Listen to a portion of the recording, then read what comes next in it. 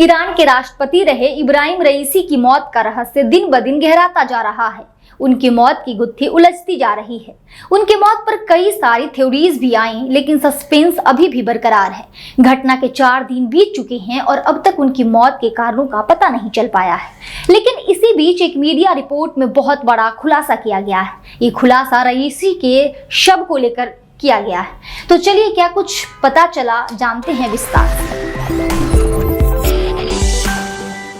नमस्कार, मैं हूं शारदा सिंह और आप देखना शुरू कर चुके हैं दी कंट्राप। दोस्तों, इब्राहिम रईसी की मौत को लेकर एक मीडिया रिपोर्ट में बहुत बड़ा खुलासा किया गया है। ये खुलासा रईसी के शव को लेकर किया गया है। इस खुलासे के बाद कई अहम सवाल उठ रहे हैं। खास तौर पर ईरान और इंटरनेशनल मीडिया में इसकी कुछ ज्यादा ही चर्चा हो रही है। दरअसल ईरान की वेबसाइट ईरान इंटरनेशनल के हवाले से ये सवाल उठाया गया है कि अगर हेलीकॉप्टर क्रैश हुआ, उसमें आग लगी, तो फिर उसमें रईसी की बॉडी क्यों नहीं जली।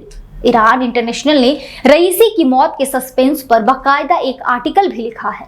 इस आर्टिकल के निचले हिस्से में confusion over condition of recovered bodies यानी बरामद हुए शवों की हालत पर भ्रम नाम से दिए गए सब टाइटल में कुछ अहम बिंदु उठाए गए हैं, जो रईसी की मौत की पहेली को और भी ज्यादा उलझाते हैं। रिपोर्ट में ईरान आपदा प्रबंधन संगठन के हेड मोहम्मद हसन नामी के हवाले से लिखा गया है कि हेलीकॉप्टर क्रैश में सभी लोगों के शव जल गए, लेकिन उनकी पहचान संभव थी। लेकिन इससे उलट IRGC कमांडर असगर अब्बास घोली का कहना है कि राष्ट्रपति रईसी की बॉडी जली हुई नहीं थी। यानी दोनों के बयान एक दूसरे के बिल्कुल विपरीत है। अब इन दोनों बयानों के सामने आने के बाद कुछ सवाल उठ रहे हैं, जैसे कि हेलीकॉप्टर क्रैश में बाकी लोगों की बॉडी जल गई, लेकिन रईसी की बॉडी क्यों नहीं जली। क्या हेलीकॉप्टर के अंदर कुछ ऐसा हुआ कि रईसी को पहले ही मार दिया गया और शव नीचे फेंक दिया गया, वरना हेलीकॉप्टर में आग लगे, कुछ बॉडी जल जाए, सिर्फ एक बॉडी ना जले, वो भी राष्ट्रपति रईसी की।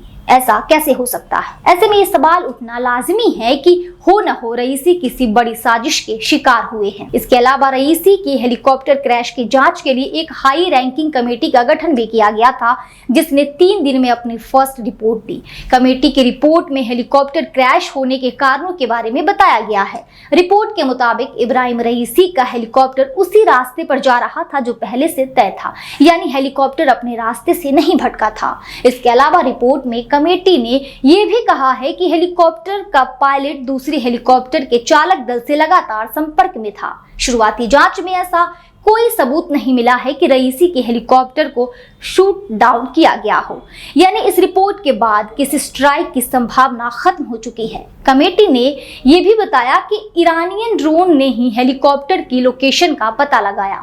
हेलीकॉप्टर क्रैश होने के बाद पहाड़ों चट्टानों से टकरा गया, जिसके बाद उसमें आग लगी। रिपोर्ट में यह साफ किया गया है कि हादसे में कुछ भी ऐसा नहीं मिला जिससे लगे कि यह हादसा किसी साजिश का हिस्सा था। हालांकि आखिर में ये भी कहा गया है कि फाइनल रिपोर्ट देने में कमेटी को अभी और वक्त की जरूरत है। लेकिन ईरान इंटरनेशनल की खबर कुछ और ही बता रही है। अगर ये सच है कि रईसी की बॉडी जली हुई नहीं थी, तो ये बात साफ है कि रईसी किसी बड़ी साजिश का शिकार बने हैं।